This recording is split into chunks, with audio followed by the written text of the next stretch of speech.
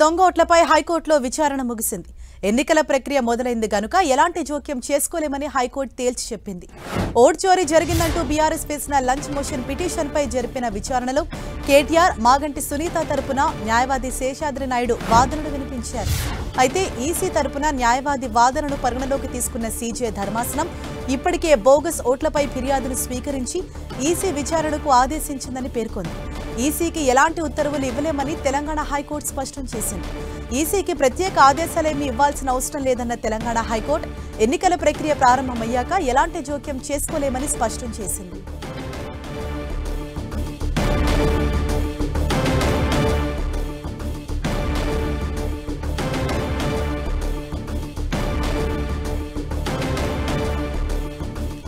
Jubilee Hills fake voter లిస్టుపై ఎన్నికల అధికారులు ఇటు సీరియస్ అయ్యారు. ఈసీకి ఎలాంటి ఉత్తర్వులు ఇవ్వలేమని ఇప్పటికే తెలంగాణ హైకోర్టు స్పష్టం చేసింది. ఇదే విషయంపై మరింత సమాచారం మా ప్రతినిధి సునీల్ మనకు అందిస్తారు. సునీల్, 3000 करोड़ तक रेलवे स्टेशन बन रहा है.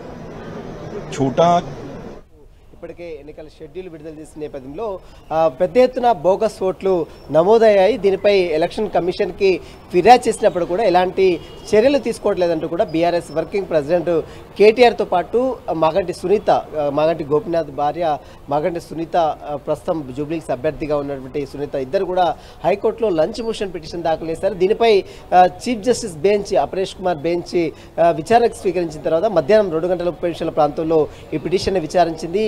దాదాపు జూబ్లీహిల్స్ పరిసర ప్రాంతంలో 19,000 పైగా బోగస్ ఓట్లు ఉన్నాయి.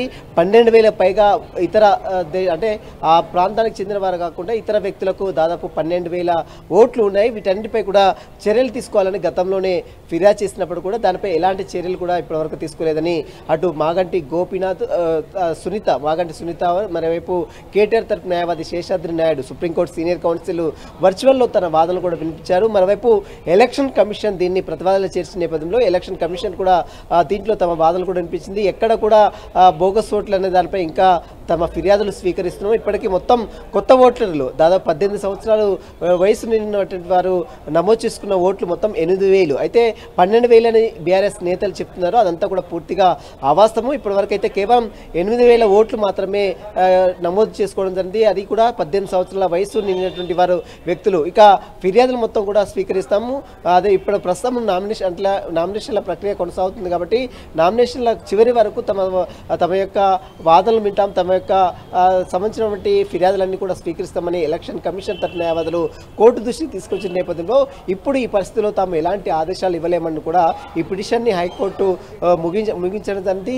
ఎలక్షన్ కమిషన్ వాదనలతో ఏకీభవించింది. వారి ఫిర్యాదులు మొత్తం కూడా పరిలో తీసుకుంటామని ఏదైతే ఎలక్షన్ కమిషన్ తరఫు న్యాయవాదులు చెప్పారో దాన్ని హైకోర్టు రికార్డ్ చేసి పిటిషన్ని ముగించిన పరిస్థితి కనబడుతుంది. Harsha, thank you Sunil.